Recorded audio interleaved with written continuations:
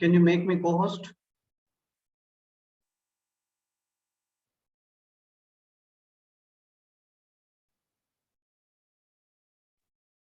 Yes, it should be.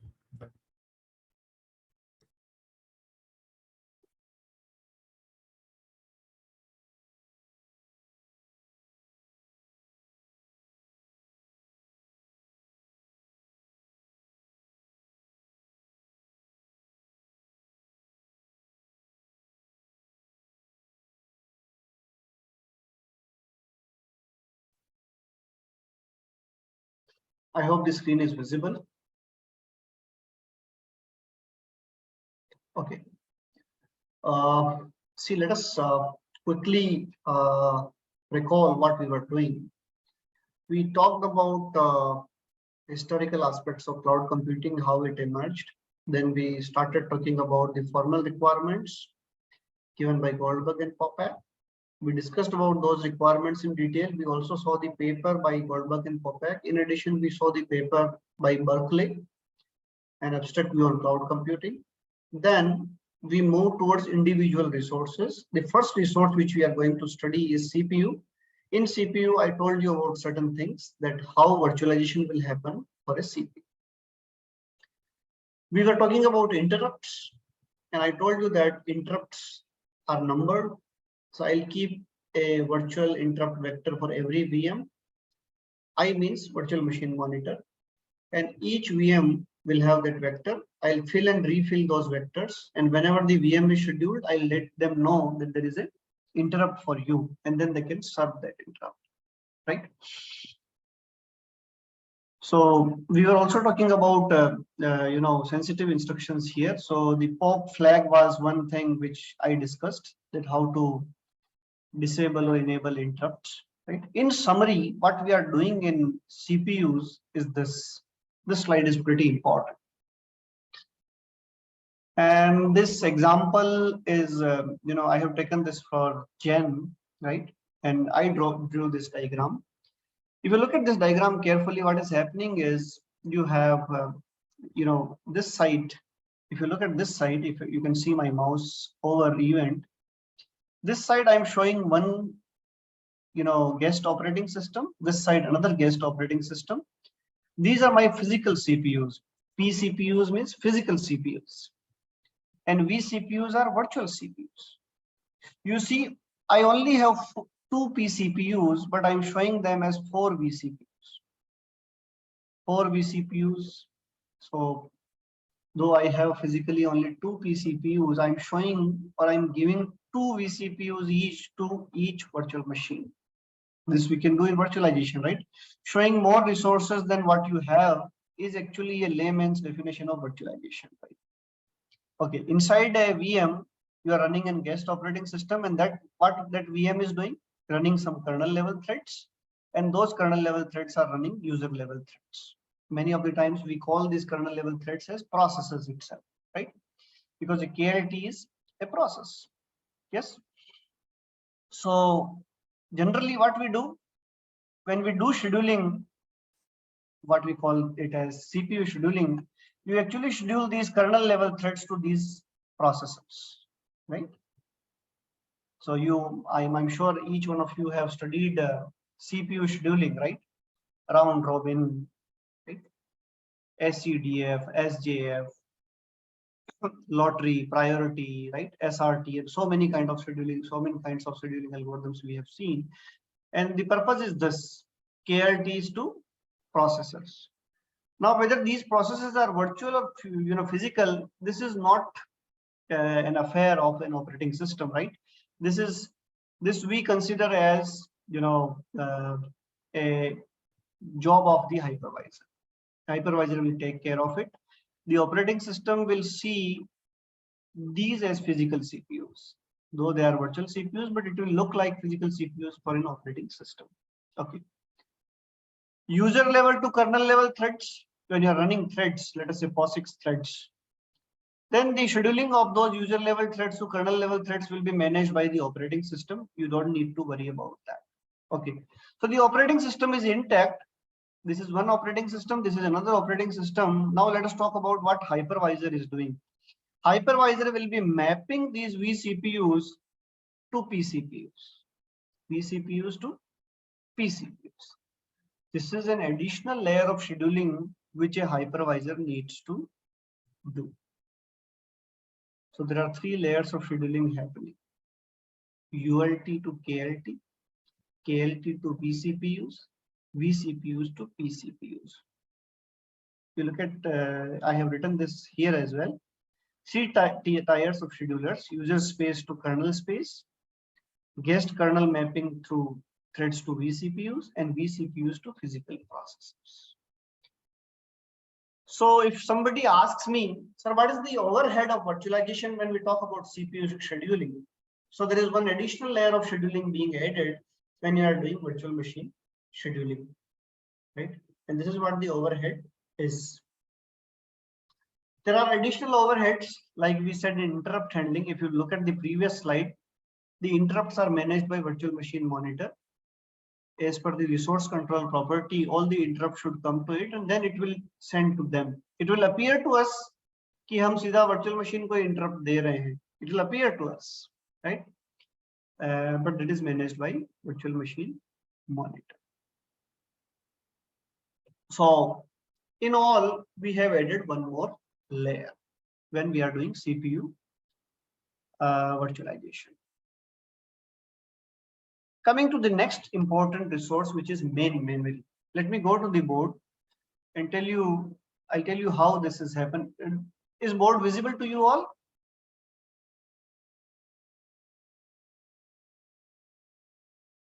Yes, sir. Yes. Okay. Suppose this is my RAM slab, which I have 16 GB. In this 16 GB of RAM, how do I virtualize my main memory, right? You might all have studied the concept of virtual memory on operating systems, right? So can anybody tell me what is virtual memory?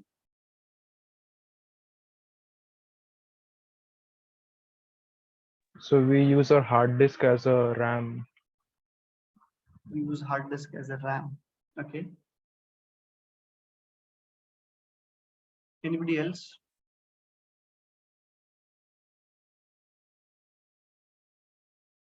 What is virtual memory? Why do we use it?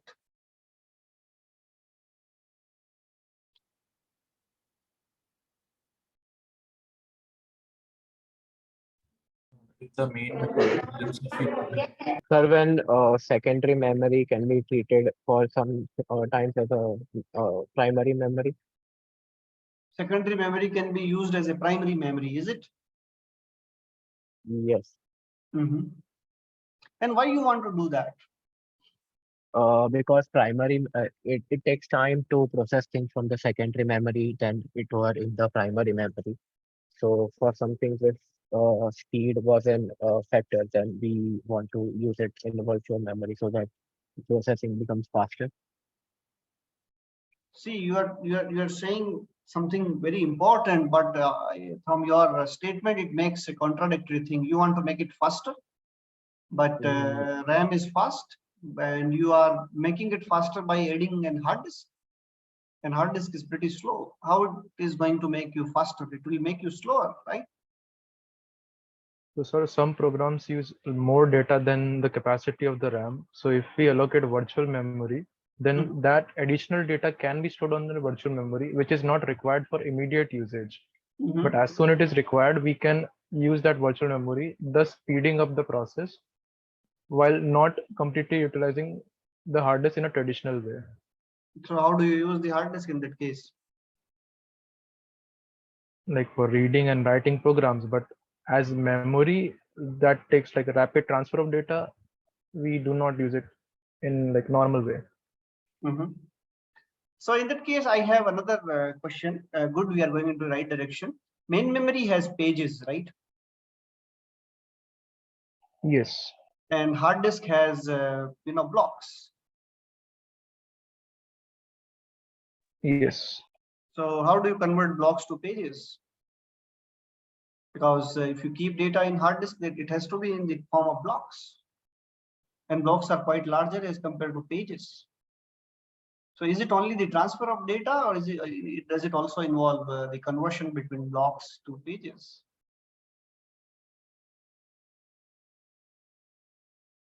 It will require conversion, but I'm not sure how.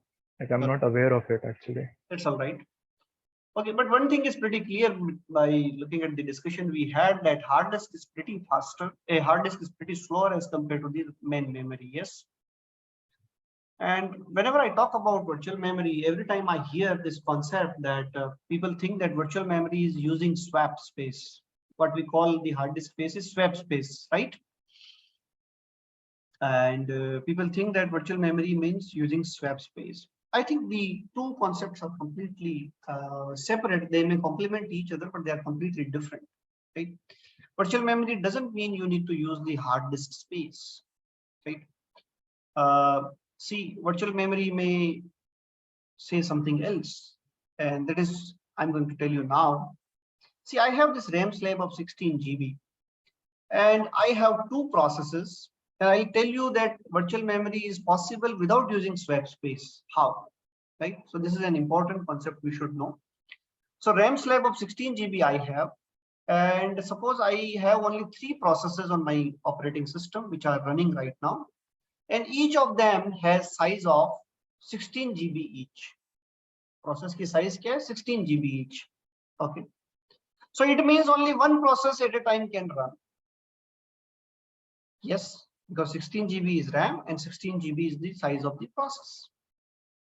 And I don't do any kind of segmentation and paging, just the whole process comes and fit in the RAM. In this case also I'm using virtual memory, right? 3 processors having 16 GB each and a single memory slab, physical slab of 16 GB. I can only fit one process at any given point in time without using swap. First process will run 16 GB. I may preempt it, I may stop it, or I may completely run it. It depends upon my requirement. Then I remove it. I bring the next process. Same thing I do. Then third process, and I'm doing it continuously. Am I doing virtual memory? No, I guess, sir. No.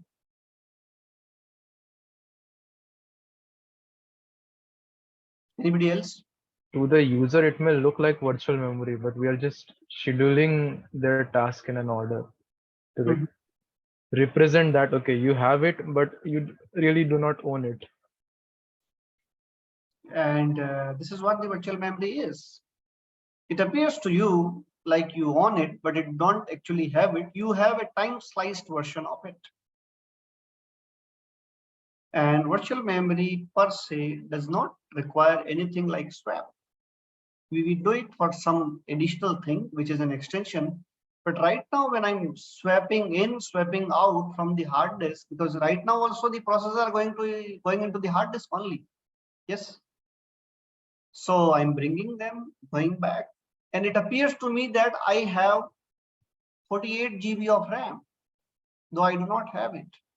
I only have 16 GB of RAM. I'm bringing and taking them for the processes, and I don't require swap here.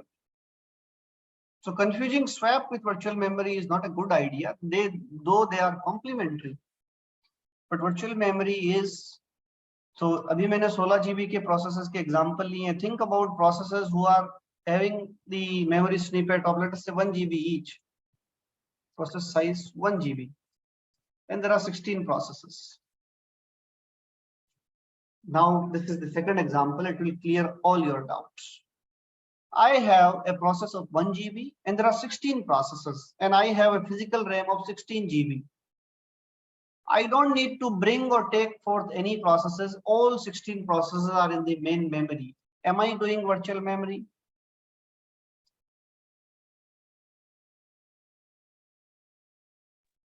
No.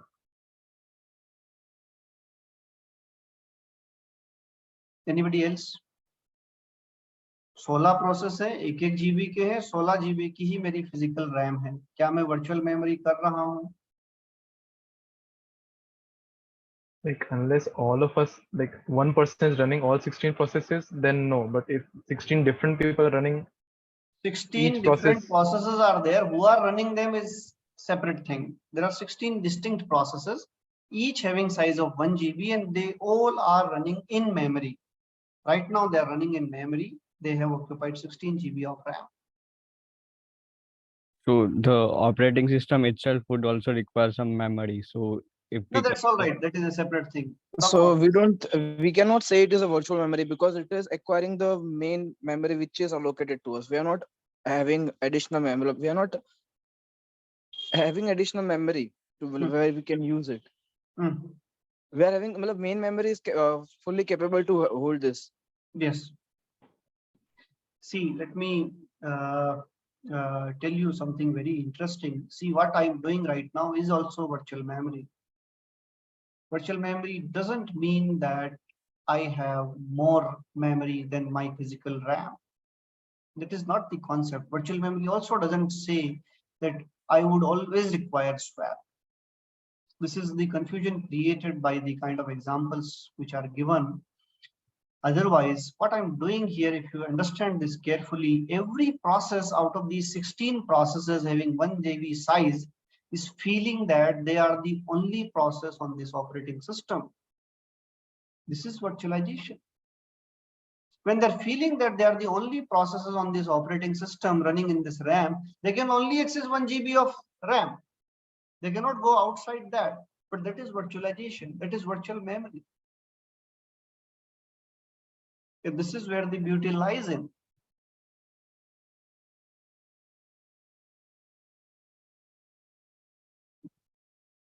Shail Patel has written that I had a doubt about what Docker is.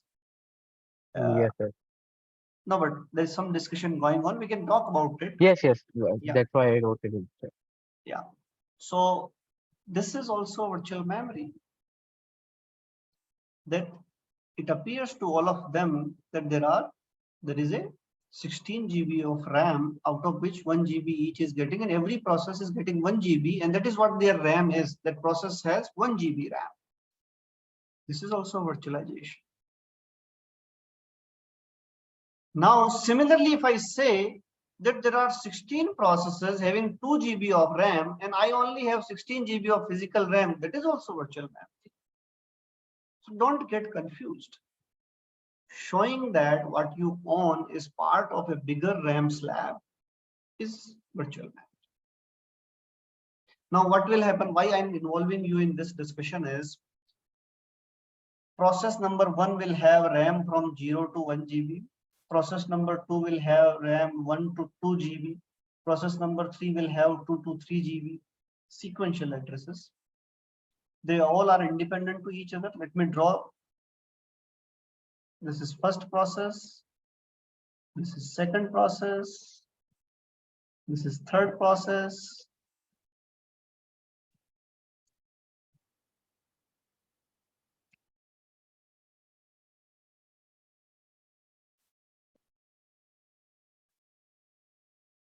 And every process has addresses, sorry, its addresses are between 0 to 1, 1 to 2, 2 to 3 GB. And it works in that. So to clear this doubt, let me ask a quick question so that everybody can understand. Each one of us know parent and child relationship between processes, right? So let me write a small code.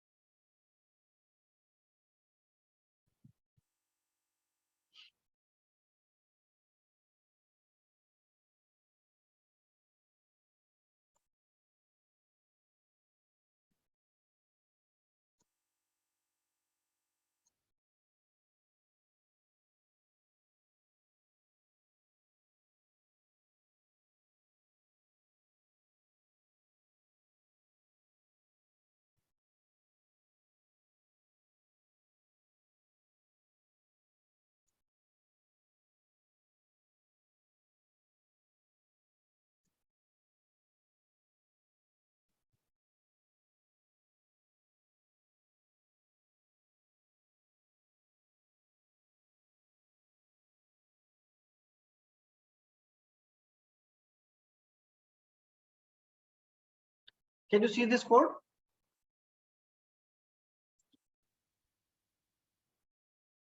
Yes, sir. Okay. This is a small program. There is a global value a is equal to 10. I do a for. When I'm calling the code in the parent, I print the value of a. In child also, I'm printing the value of a. What will be the printed values of a here?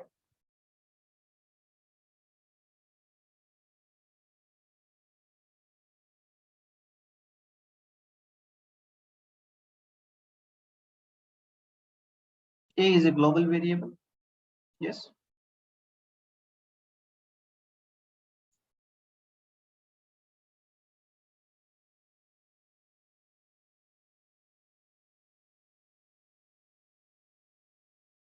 If child process get runs first, then it should be 5 5. Or if parent process run first, then 10 5. Maybe if I can be wrong. No, it's all right. Everybody can be wrong and right. We should always attempt, right? So Kandarp is saying that a can be 10 if parent is running first. And let me make it simple. I say that child runs first. Okay, what will be your answer? Child runs first. Then 5 will be the answer. Both the places 5 will be printed, is it? Yeah, because the That's all right. variable. Answer, explanation is not required. Just the value is fine. Okay, anybody else? Sir, I think that 10 and 5 would be printed. 10 and 5 would be printed. Okay. Any other possibility?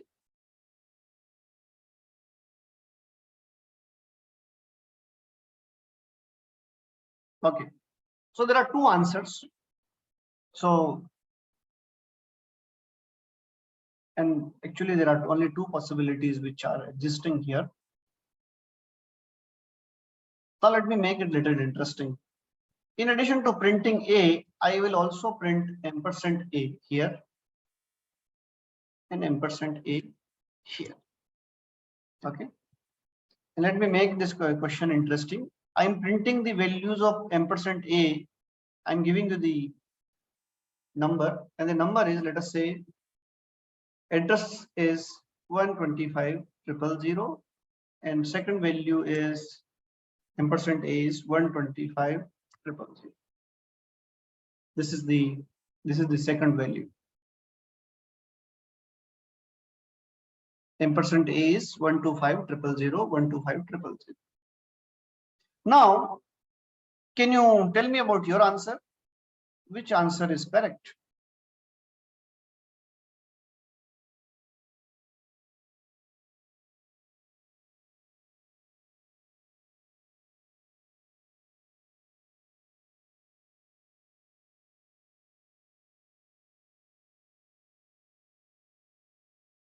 इतना समय तो नहीं चाहिए इसमें. I have printed the address of A.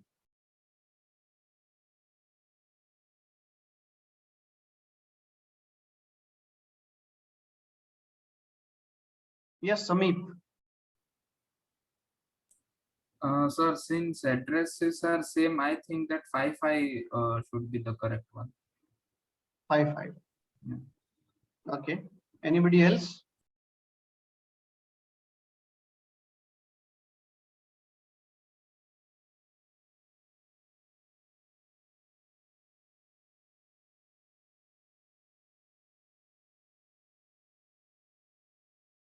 और कोई जवाब नहीं देना चाहता है?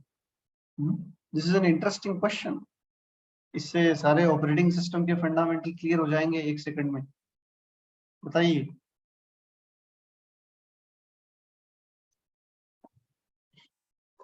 कोई ये भी कह सकता है कि सर ये आपके जो एड्रेस है ना आपने जो दिए ये भी गलत है. ये ऐसा हो ही नहीं सकता. Yes, sir. According to me, whenever a fork procedure or fork method is invoked, a new process image would be found where all the variables would be copied for that particular process. So the address should be different as far as I know. In that case, what is your final answer? that your Uh, address proposition is incorrect, and the answer stands to be 10.5, is it? Yes, sir. So according to me, yeah. Okay. Anybody else? Quickly, we have to do a lot of things. और गलत और सही का जवाब ध्यान न देके जितनी अपनी समझ हो बोलना चाहिए. Sir, if RAM is 16 GB, then address of 1,25,000 seems a bit off. No, but this address is there. You don't like 1,25,000, keep it 12,500. Okay, sir. Then what will be your answer?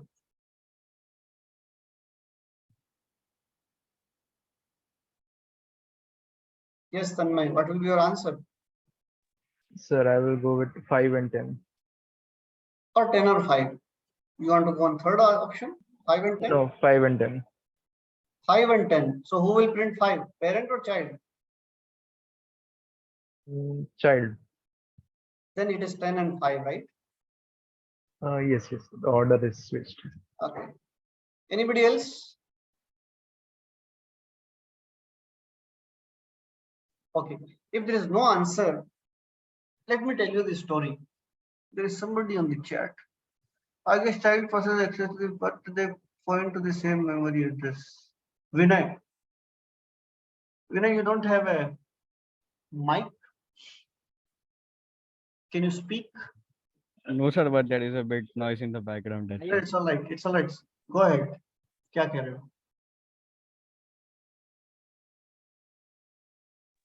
So I think the child process can access the variables that the parent had, but they would still point to the same memory address. And in that case, either 5 if we are considering that at first child is running, then 5 would be the answer, or otherwise 10.5 should be the answer. No, what there can be only one answer, right? Okay, so if You cannot be correct both ways. yeah, so 5 should be the answer. 5 should be the answer. You started nicely, but later you bumped actually. Okay. Anybody else? I'll come to the conclusion soon. Shell, Sarthak, Sushan, और कोई नहीं बोलना चाहता है?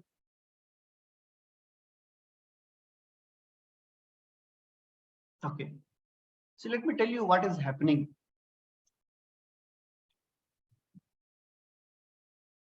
This A, and this A, and this A. There are 3 A's, 3 statements. First A, then second A, then third A. I should tell you that when I'm printing them, their values and their addresses, I'm printing different A's. They are not the same A. ये global variable है A. Parent is printing the value of A. Fine. This is the same global variable which is above. But child is printing the value of A, which is his own A, after creating the replica. For में replica बनता after creating the A, or after creating the replica, that A which is there in its code is separate than the A which parent has. Now there are 2 A's separately in 2 different programs. Okay, this is half of the stories. What is the other half? Both of these A's might have same address, but they are not the same A. They are 2 different A's. It means they both have 2 separate addresses. The answer is yes, they have 2 separate addresses. But both these addresses are located at the same locations in each of their own RAM. दोनों की जो अलग अलग RAM है, मान लेते दोनों की 1-1 GB रैम है, पेरेंट की 1 GB, चाइल्ड की 1 GB, पेरेंट की 1 GB में से ए आ रहा है 12,500 पर, चाइल्ड की भी रैम में वो 12,500 पे ही आएगा, क्योंकि they both are replicas of each other. So address remains same, but they are not the same address. They are two different addresses in two different RAMs of two different processes. It looks like same address, but they are two different addresses. Sir, but here, if we take any memory from hard disk, directly fetching that Memory from hard disk. What is your question? Well, means if you are writing IO files, something from hard disk, taking the files from hard disk at that time, so there is no certain variable including in like common, I mean, distributed in both different processes. That there is variable that is located at a hard disk. So what is going to happen? That they are pointing to the same pointer at that time. See, when you're talking, so let me complete this discussion. I think you are asking about the files, right? The first Yes. thing is variables in the RAM. Is it clear with everybody what I said? क्या सबको समझ में आया क्या? ये समझ में नहीं आया तो ऑपरेटिंग सिस्टम समझ में नहीं आया है.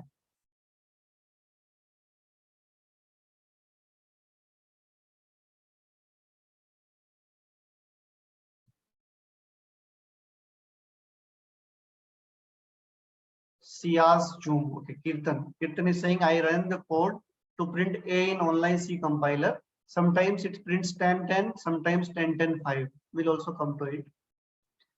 So both the RAMs are two separate RAMs.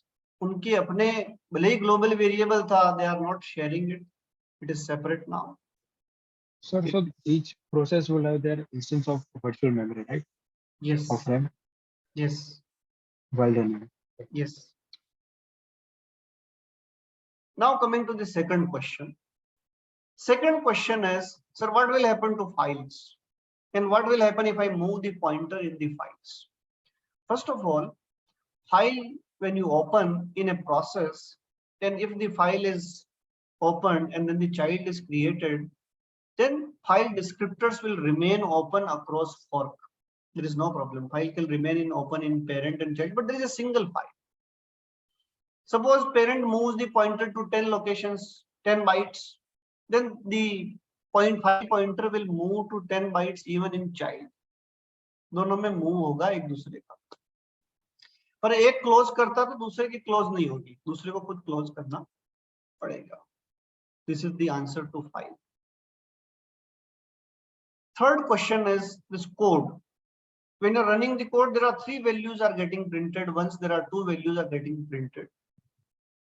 That has a separate story. The story is when parent and child, create a fork. There is another comment. What would happen in the case of dynamically allocated memory? Okay. See, when you allocate dynamic memory, right? Are you allocating that memory before fork? If before fork, a similar RAM should be allocated because it is a complete replica. After fork, it's your code, right? इस bracket के अंदर if PID is greater than 0 के बाद जो भी लिखा रहता है वो पेरेंट में चलेगा और उसके ब्रैकेट में जो लिखा है वो चाइल्ड में चलेगा, right? The question about printing 2 values and 3 values is related to std out, std out. I hope you all know that there are 3 buffers: std in, std out, std early. तो जो std out में printed है parent में, if it is printed and then you are doing fork and replica is created, then your printed value will also be replicated to the standard output of the child, and it may accidentally get printed on the standard output. हमारा standard output तो एक ही है अपने को terminal पे जो दिखता है, but when parent and child on multiple processes are running, they keep on printing their values and they may appear together, right? So you may also want to do /n after printing A. That might resolve the problem. But एक चीज जो हम शुरू किया था main memory से वापस उस पर लौटते हैं. देखो ये कितना इंटरेस्टिंग है और हमको ऐसे प्रोग्राम लिख के देखना चाहिए कि क्या हो रहा है. So it means this 12,500 and these 12,500, they may appear same, but they are different, completely different. They are two separate RAMs of two different processes. तो ये दोनों A भी अलग हैं. और एक ही समय पर एक ही वैल्यू 5 और 10 कैसे रह सकती है, क्योंकि दोनों ए ही अलग अलग। Yes, similarly when I'm running multiple VMs, they will have their separate RAMs. Inside them there will be multiple processes who will have separate RAMs. Yes, so how will you come to physical addresses? Let us come to that point. Process 1 will have, let us say this is the address which it is pointing, and this address is, let us say, known as 1000.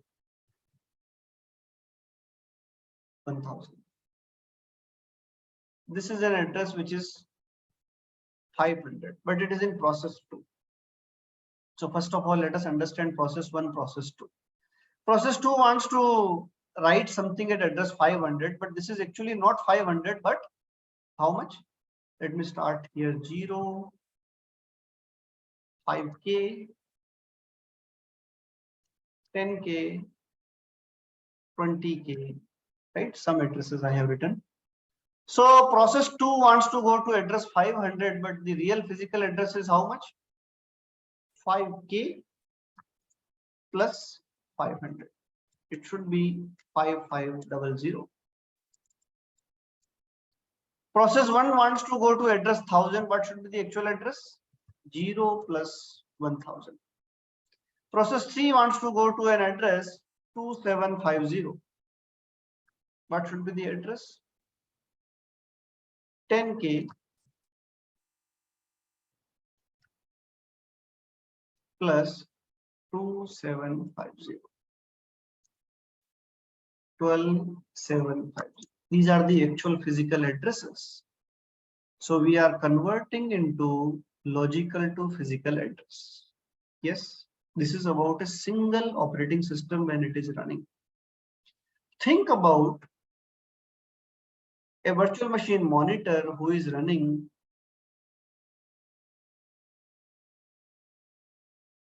RAM, VM1. This is VM1. This is whole RAM, and inside this VM there is a process. Similarly, there is another VM, VM2.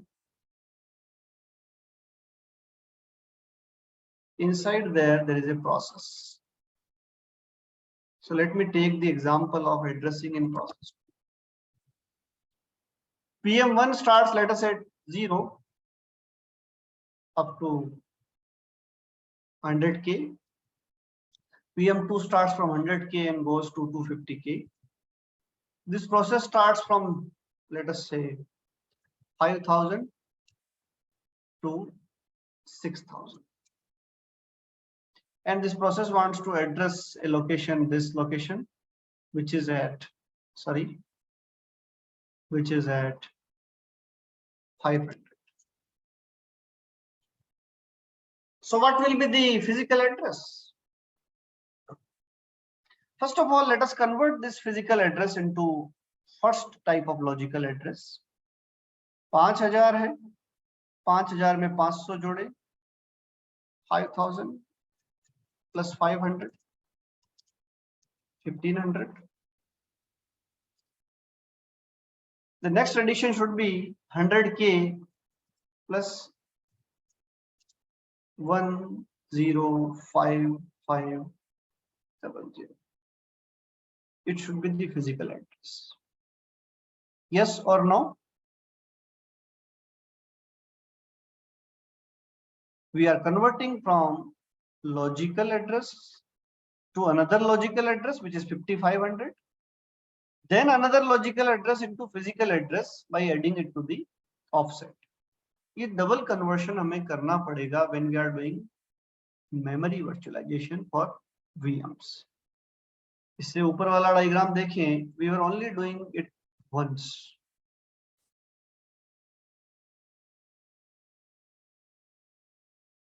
There were only processes. Now we have VMs, then we have processes inside them. Yes, and it has to be done. So process is feeling it is alone on the whole operating system, VM is feeling it is alone on the whole operating system, and the whole virtual machine monitor is also feeling that it is alone on the whole RAM. And this is what the virtualization is. In all, if I conclude this story, what we are doing one additional conversion from logical to physical addresses. And this is what the overhead is. Similarly, think about page tables, paging. So we have pages which are there for the whole RAM. Then we allocate some of the pages to VMs, or we decide the whole RAM should be chucked out into multiple pieces, and the whole RAM we give as a single segment to a VM. Then VM creates pages. There are free pages, there are dirtied pages, and then we manage the whole thing.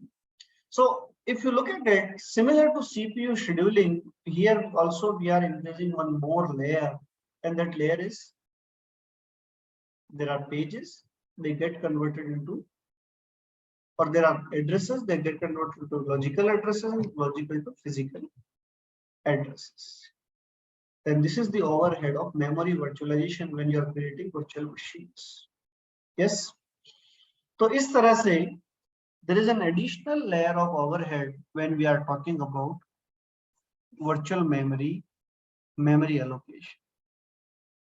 Earlier there were processes directly working on the RAM. Now there are processes which are in the virtual machines RAM, and that virtual machines RAM is allocated on the physical memory.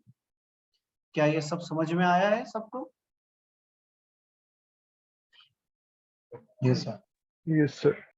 And if you get this, I think you can recall that this idea is completely related to the operating system memory virtualization. जो ampersand a की value मैंने इसीलिए print की ताकि पता चले कि हो क्या रहा है. It looks like कि सर same address है, इसका मतलब एक ही variable है. No, this is not the case, right? Now let us go back to the slides quickly.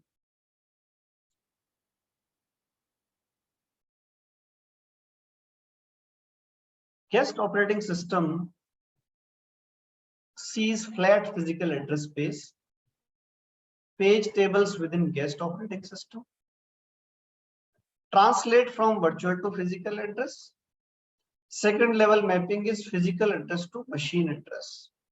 I called it virtual to virtual and then virtual to physical, right? The second question comes up. What will happen to this swap? So the whole VM image or VM's pages can be kept now in swap as we were doing in normal virtual, right? So generally when we keep swap, we need to consider that swap will eventually slow down the whole thing. So virtual memory is there to slow down, not to fasten anything. In that case, here also the slowdown will come because you are keeping swap. So then the question may come, sir, can I keep the whole operating system to be in memory? That is the best thing anybody can do. In memory operating systems are the fastest operating systems, right?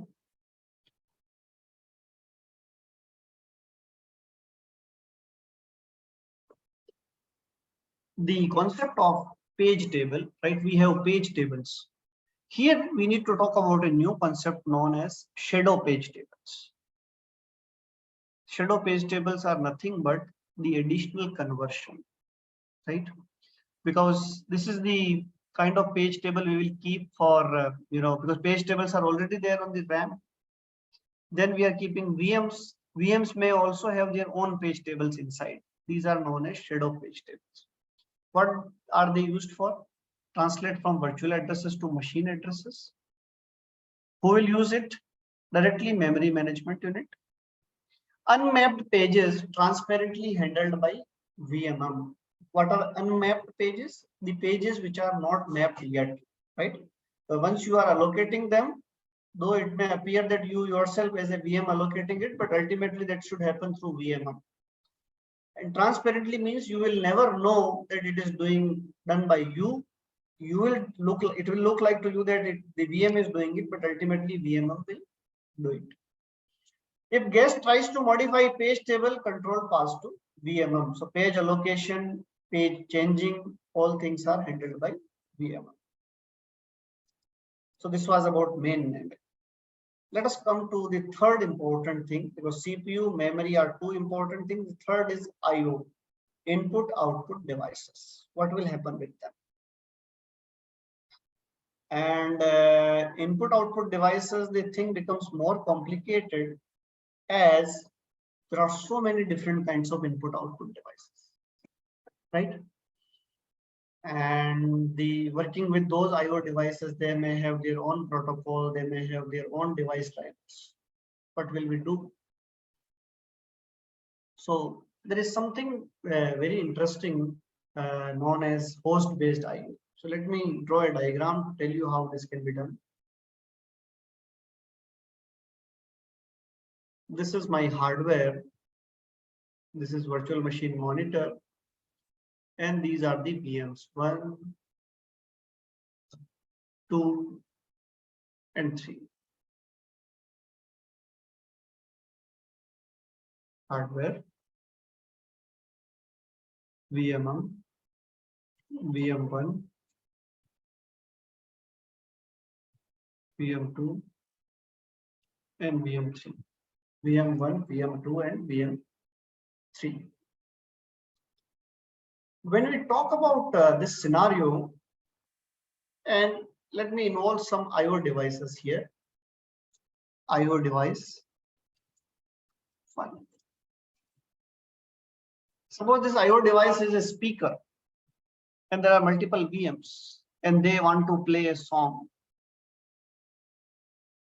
Which VM song will be played on this IO device? How do you decide? कैसे decide होगा?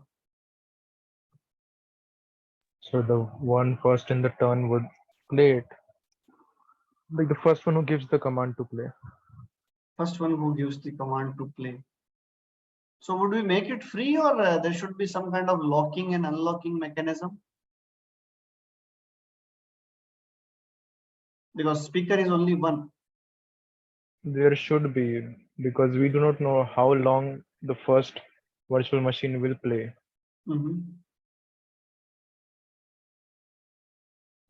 Okay.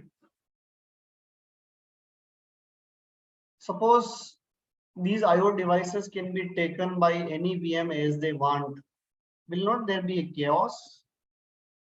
There will be a chaos, sir. There will be a chaos. So what is the solution? Assign them an order in which they can play. So this Just like ordering which, yes. Go ahead. yes, just like in OS, we use semaphores to stop Yes. stop the concurrency. We can use some kind of similar logic.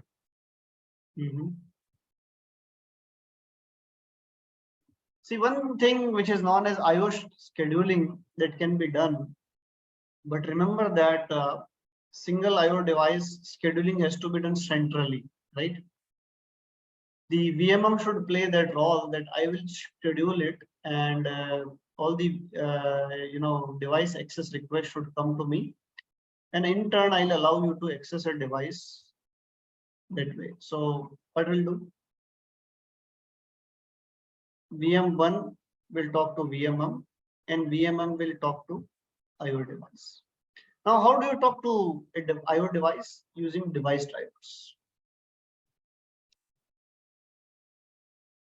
But right now, in this plan, I'm talking to VMM, right? So I need to create kind of virtual device drivers here, right, which should appear to me accessing to a real device. And in turn, VMM should play a role of intermediary, working on behalf of the VM1, doing the activity, getting the results, and again sending it to virtual device driver with whom VM1 is talking right now. And if this happens, this is happening transparently, right? VM1 does not know that actually it is talking to VMM to discuss with IO device 1. It appears to it that it is directly accessing IO device, which is actually not happening. It is actually It is actually being done with the help of VMM, right? But this can be done nicely. And in addition to it, we have a good control of IO devices. Just the requirement is all the virtual device drivers, all the devices should have virtual device drivers available with VMM, right? And if that is there, all the VMs will talk to this. Now, how would you know that these VMs to talk to VMM? See, we will install guest device drivers here.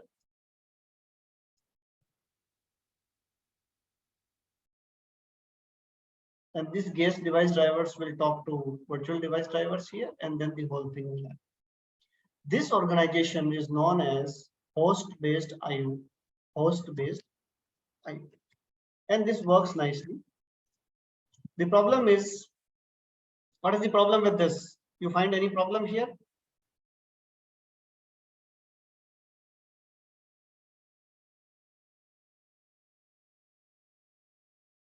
Do you find any problem here? यहाँ चलेगा अच्छे से?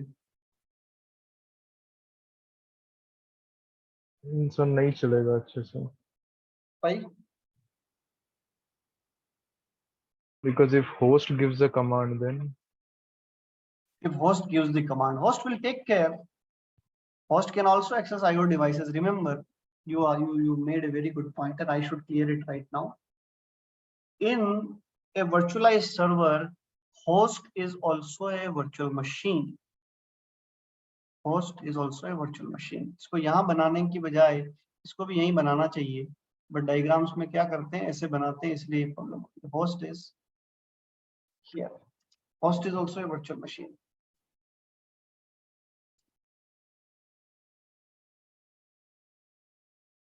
And it can also use, similar to what other virtual machine is doing, it can also talk to virtual device driver, or directly can access the IO device. There is no.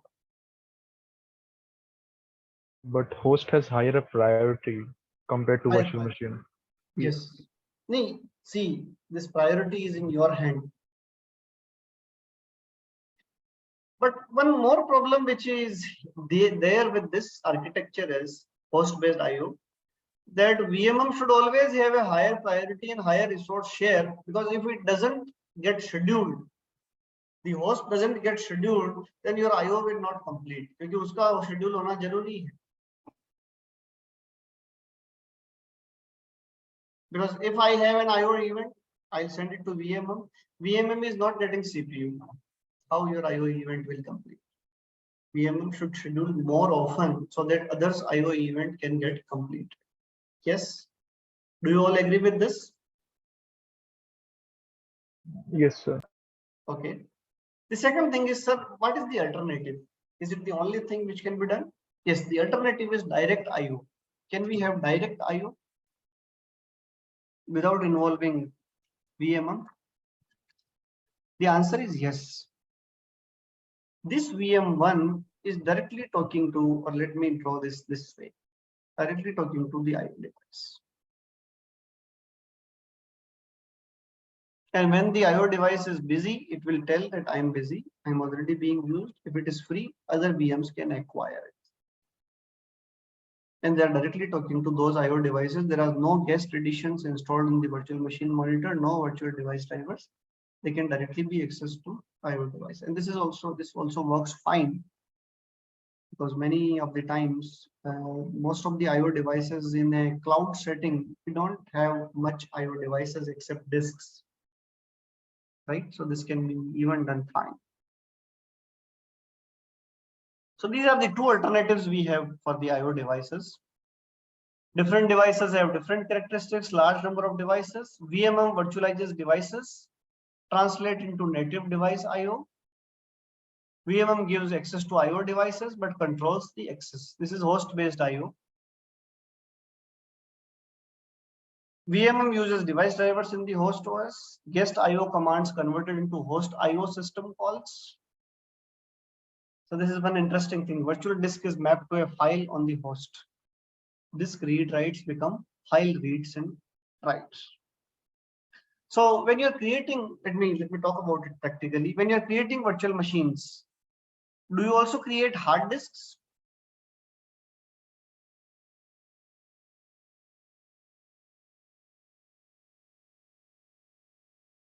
Hard disk for each virtual machine. Yes. Like not a physical hard disk, we allot them partitions. You allot them partitions, or you allot them virtual hard disk. Yeah, virtual hard disks. Okay, virtual hard disks. But it appears to the virtual machine that there is a hard disk. Yes. Yes. Okay. And that virtual hard disk is where? Can I see that?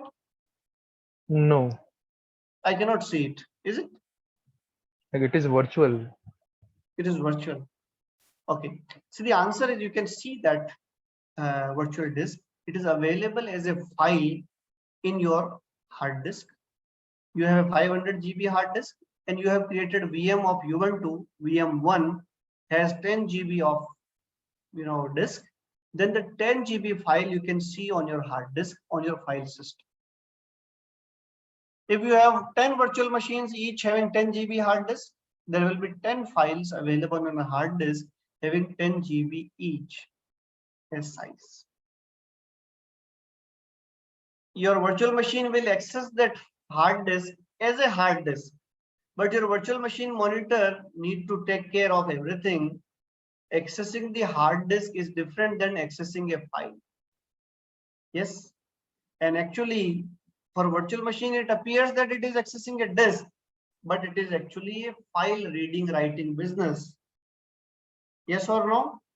Because the whole disk is available as a file on the hard disk. Let me make a diagram to show you how it is happening. And I also recommend you to see your virtual machine disk as a file. If you are running VirtualBox or Gen, you can always see that as a file. File name extension will be .vmdk, .xvda, .vdi. You can find out these files. Okay, so I have a bigger hard disk. This is my bigger hard disk of 500 GB. And remember that this 500 GB is managed using a file system. Let us say the file system is ext file. बहुत बड़ा file system है, 500 GB इसके size है, कई सारी files है इसमें, कई सारे फोल्डर्स हैं. And in one of the folder, let us say the folder is this /opt/vbox/ubuntu vm/ubuntu vm.vdi. ये इस फाइल का नाम है and this has size 10 GB. When you open the virtual machine, start running it, it runs and it shows that it has a hard disk of 10 GB. But remember, this hard disk is not a hard disk but a file of 10 GB. This file is available on this big file system, which is having large number of files and having size of 500 GB, out of which there is a small file of 10 GB which has this. In this file of 10 GB, what is there? Another file system. What is the size? 10 GB. It also has a lot of files, a complete file system, and maybe it is also ext5, ext4, whatever it is available. Yes. And please, all of you should see this. Suppose this Ubuntu VM creates a file here, creates a new file, gs.doc. A new file has been created on the desktop. What will happen? Will it be created on this file system? The answer is no. It will be written into this file system and it will be written on the disk having this 10 GB file. This file system is not going to get affected. Only one change will happen at this file system, that this file ubuntu vm.vdi has been modified. It means that on the file system of the whole virtual machine monitor, a file is modified, and on a file system of this 10 GB size, a file has been created. Yes. And this is the beauty of virtualization. It appears to you that a file has been created. It appears to the hard disk that only a whole file has been modified. And this modification is done continuously. So your hard disk is not a hard disk, but a file on the file system. So all the disk accesses are converted into file accesses. And similarly, all the file accesses are getting converted into disk accesses. क्या ये सबको समझ में आया जो मैंने बताया यहाँ पर? Yes, sir. Anybody has any confusion? No, sir. Okay. So this is what is happening with the disk. Now, when you create these disks, you might have seen that you can expand or shrink these disks. Expand. 10 GB है, 20 GB कर लिया, 40 GB कर लिया, 100 GB कर लिया. Then what we are doing? We are just increasing the dynamic range of this ubuntu vm.vdi. This is like creating an additional space in the big file system. Yes, it can be done. So let me ask you a fundamental question. How can I create a 20 GB file as quickly as possible? मुझे 20 GB की एक file बनानी है, कैसे बना सकते हैं?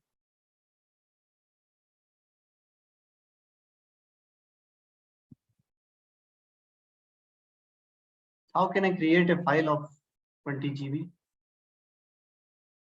Like allocate 20 GB to the system virtual machine. No, so 20 GB to the virtual machine.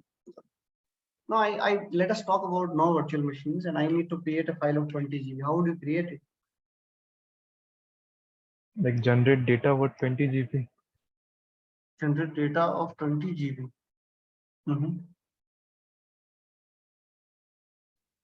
How do you do it practically? Write a program that will print words or some like generate some random data until Generate some our random. file. Yes. Okay. Or Any maybe we better- can use a large video. Sir, I'm sorry. Yeah. Okay. So like we only want to create a 20 GB file, no matter what the data is inside or anything, right? Mhm. So we can actually just we can actually like in FAT32 or FAT system, we can just allocate a line saying that from location this to location this is allocated to a file, and that's it. So we won't have to write much stuff. Okay. So the data which is already written there will be the content of your file, is it? Exactly, yes. Okay, this is a better answer. Okay, suppose I need to create a file which by writing, right? What will be the best method? Writing know. 0 bits, like 0 bits, is it? yes. How do you do that? And why do you want to write at bit level? It will be very time consuming, no? Okay. Can you write in the form of blocks? Because the disk write in the form of blocks.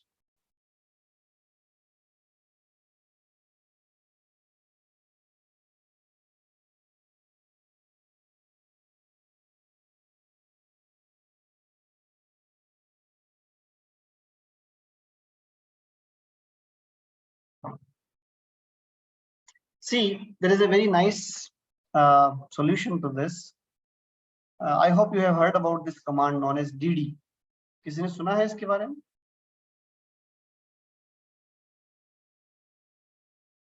नहीं सुना है. Okay. ddif /dev/0 or /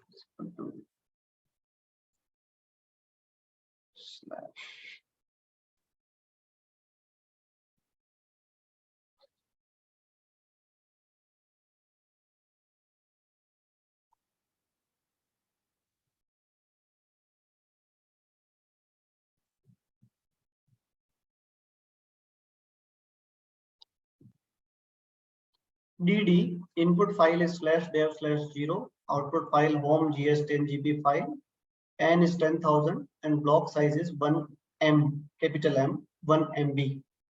Okay, so we'll write 1 MB block every time, which is filled with zeros. This is a very special file. You should all see this /dev/0. Whenever you read it, it gives you a 0. Okay, so /dev/0. Output file is this. It will write your file by doing /dev/0. Similarly, you might want to see, this is out of discussion of today's lecture, but I just want to highlight that random and /dev/null. These are very interesting files on your operating system and very useful. But this command can create a 10 GB file by filling zeros. Okay. Let us come back to our discussion. The last thing which is available on an operating system which requires a discussion is network. How do you virtualize the network? So let us do it.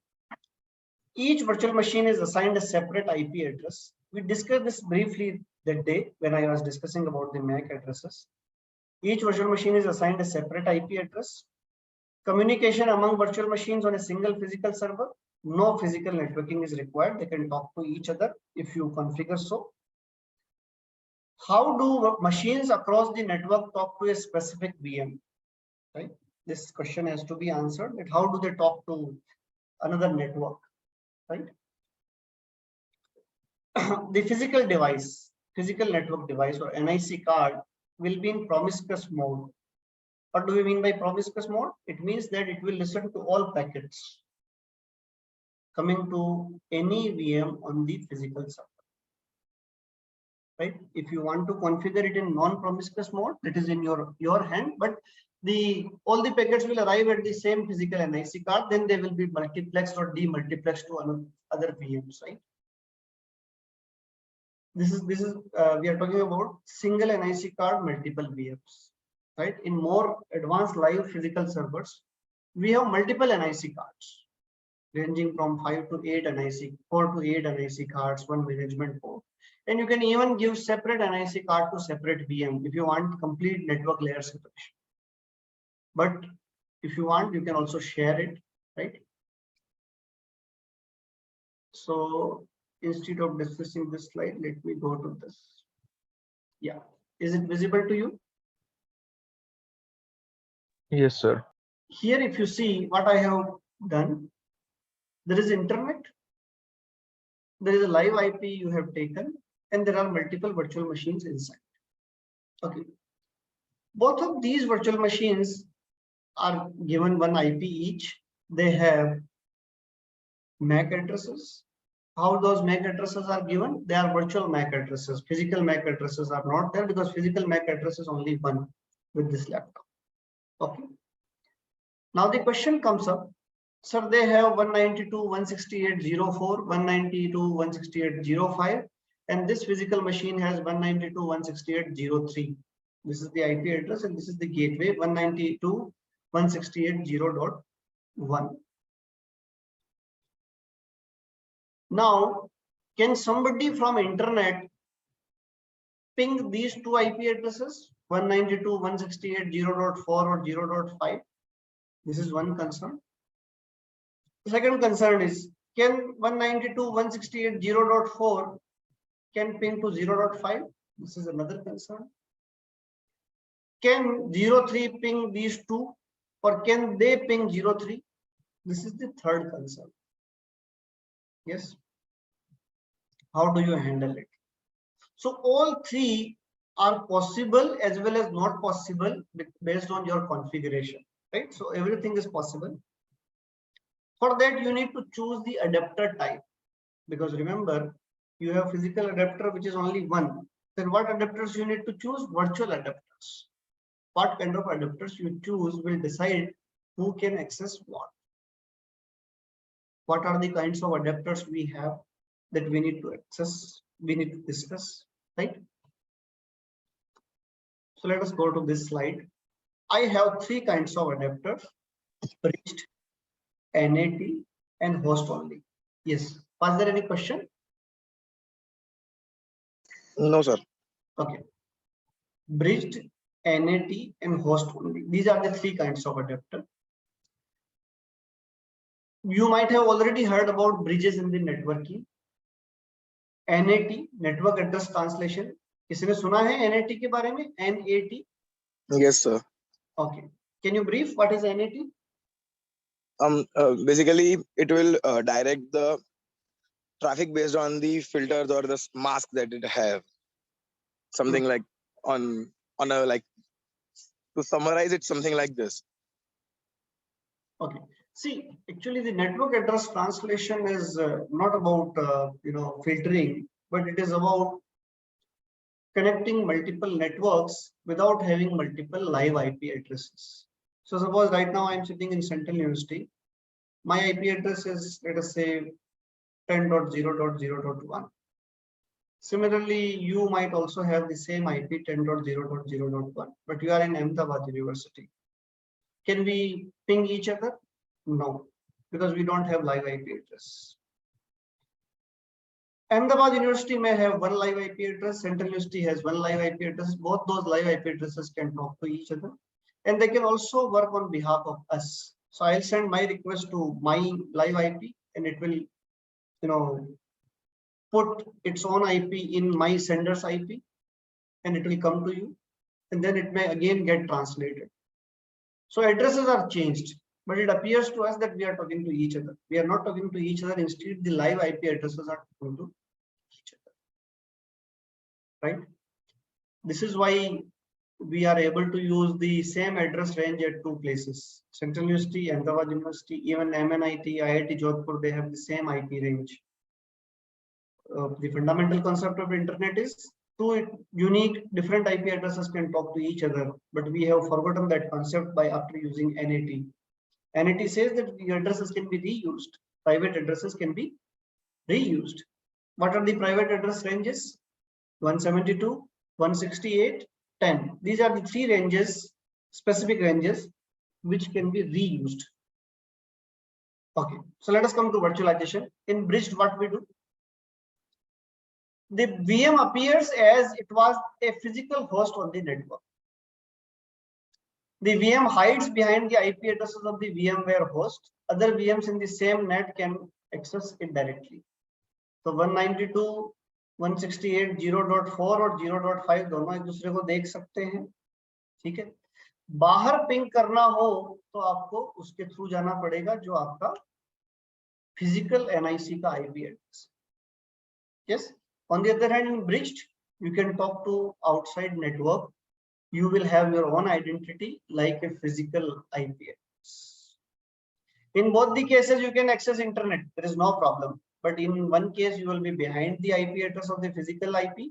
In this case, you will look like a complete physical IP, but you are actually not a physical IP. It's a virtual IP, right?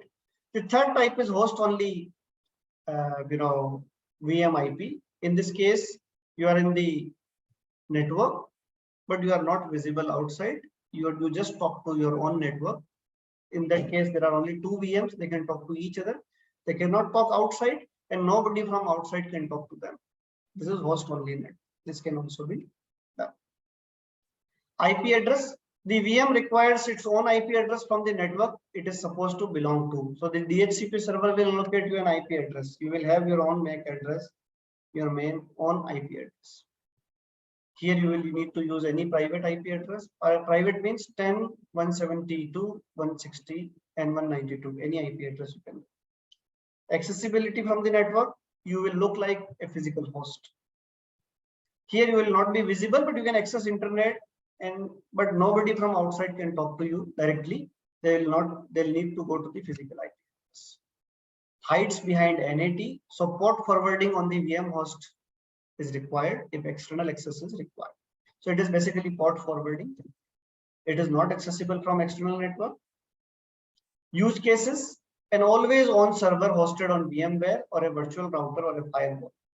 So most of the cloud services, they will give you bridged networking.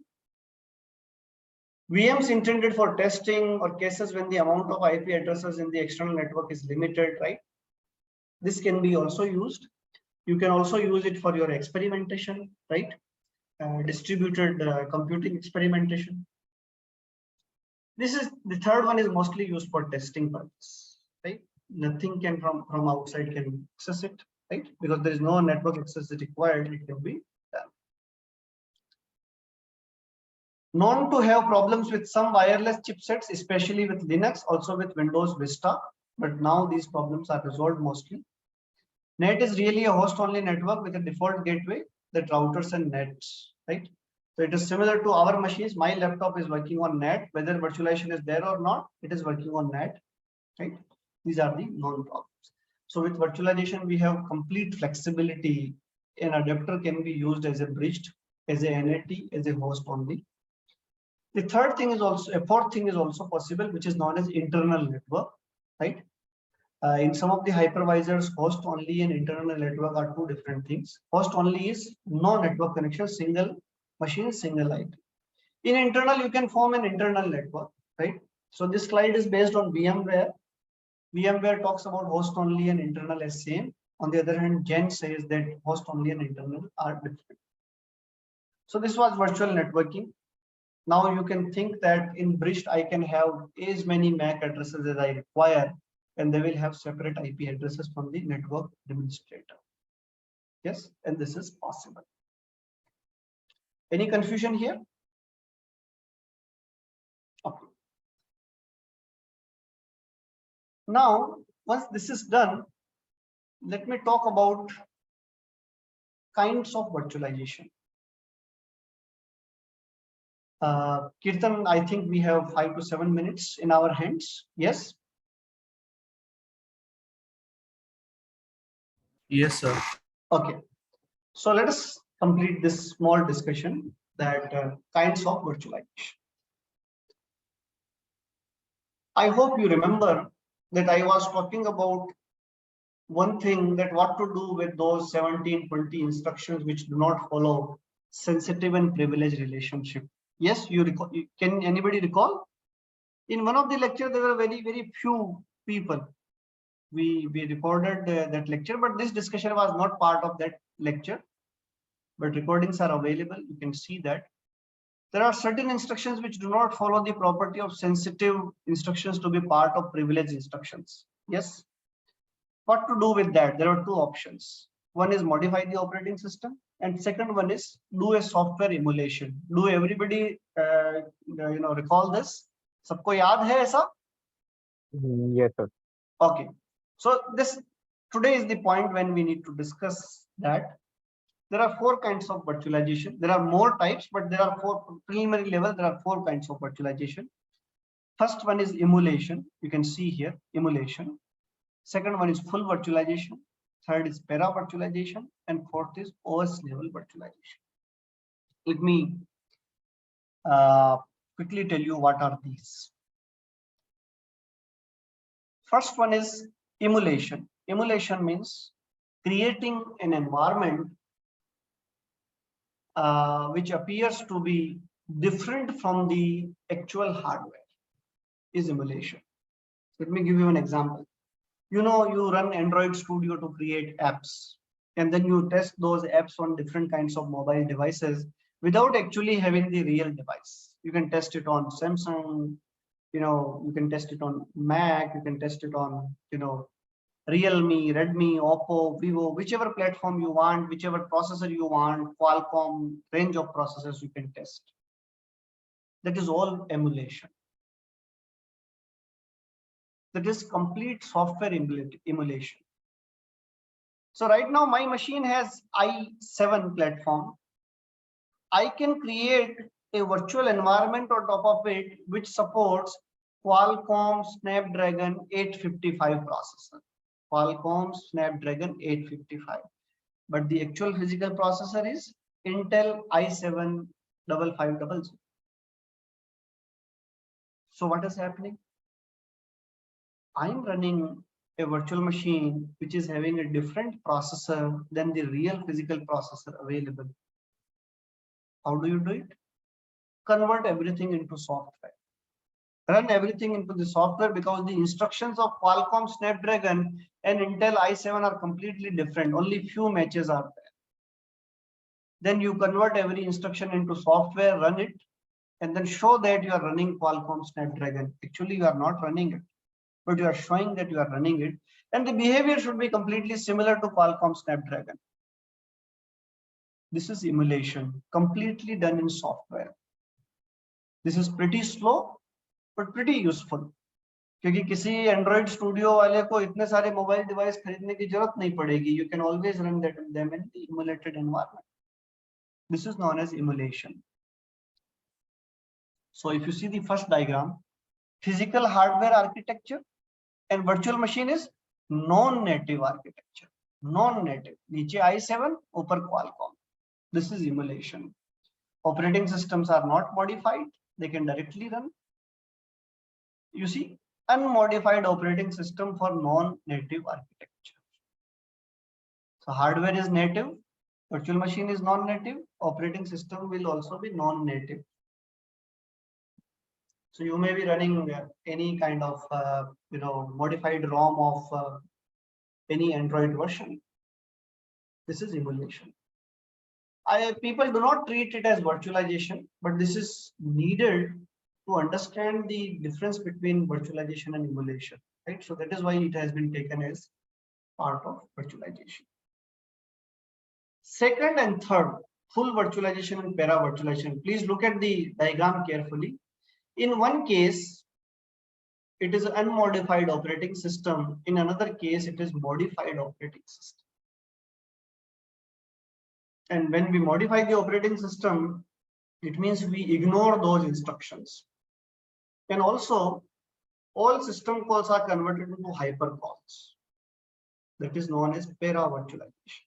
Modification into the operating system is para virtualization. If you don't want to modify the operating system, what you want to do? You want to binary translate or softwarely, you need to create the instructions in the software. Then you are not modifying the operating system. It is known as full virtualization. In addition to this, both full virtualization and para virtualization, the VM has the same processor as available in the hardware. नीचे Intel i7, तो VM के पास भी Intel i7. Emulation में ऐसा नहीं था. नीचे processor अलग, emulated processor. So the difference between emulation and virtualization, native to native and native to non-native. Difference between para virtualization and full virtualization. In one case, we are modifying the operating system. In other case, we are not modifying the operating system. In para virtualization, we are ignoring the instructions. In full virtualization, we are implementing them in the software. It means para virtualization is faster and full virtualization is slower. Yes. Fourth type is OS level virtualization. I'll discuss about this in the next lecture, but before that, let me talk about this from the perspective of Solaris, S-O-L-A-R-I-S. Please write this down, Solaris or Open Solaris. They follow OS level virtualization. It is very fast virtualization, and it has a very interesting characteristic. That instead of following multiple different operating system images, you follow single operating system image. Single operating system image.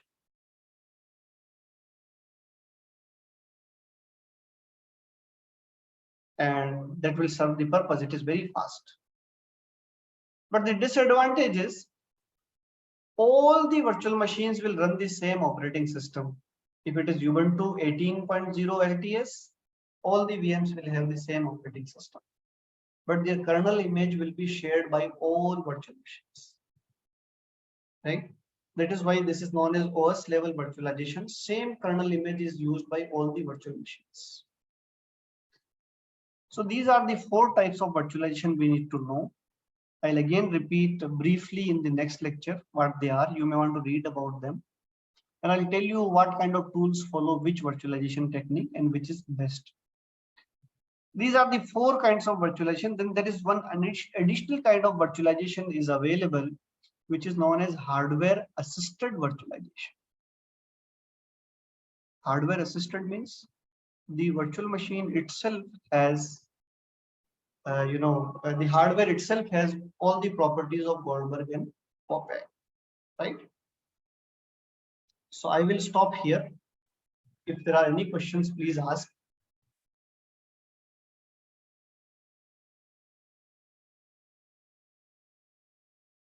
Sir, one question regarding emulation. So Yeah. emulation is not stable, or is it stable? No, so what do you mean by stable? Like emulation crashes a lot of times. Yes. So See, it's not. the problem with emulation is, software implementation. The second thing is, for every new architecture, you need to create a new emulator, right? You need Yes. to write new codes, new instructions, and the journey of a software requires a lot of phases. So you have stable emulator versions for certain architectures. For certain architectures, they are not available. So the crashing may happen, but the old architectures are now stable, but they are no more useful, right? So this is a continuing activity which is available. I would suggest you to see the QEMU project, QEMU. Yes, yes, I've heard of it. Yeah. Okay.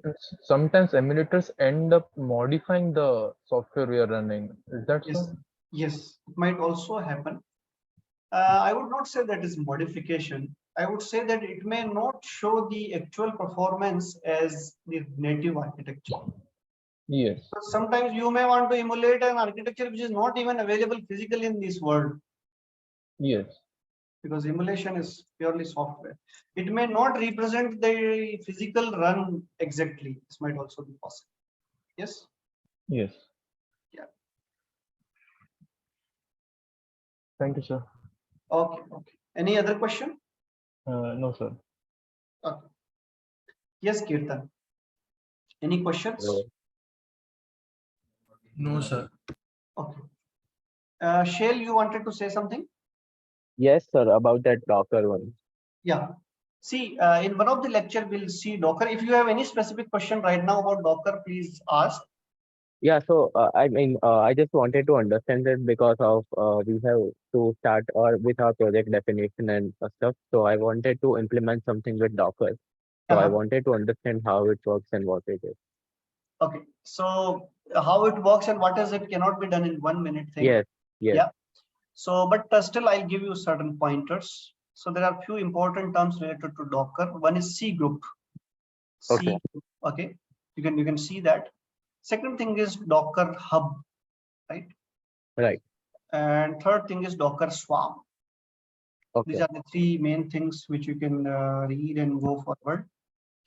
Now the question is, sir, how do I create, Docker, image? So Docker Hub, you can pull images, push images, create containers, and then you can straightforward run them, right? Right. Yeah. Okay. Yes, sir. And if time permits, we'll see this once, right? Because there are not many things which needs to be done, but briefly I'll explain it later, right? Okay. Yes. Yeah. Okay. Thank you, everyone. Yeah. Thank you, sir.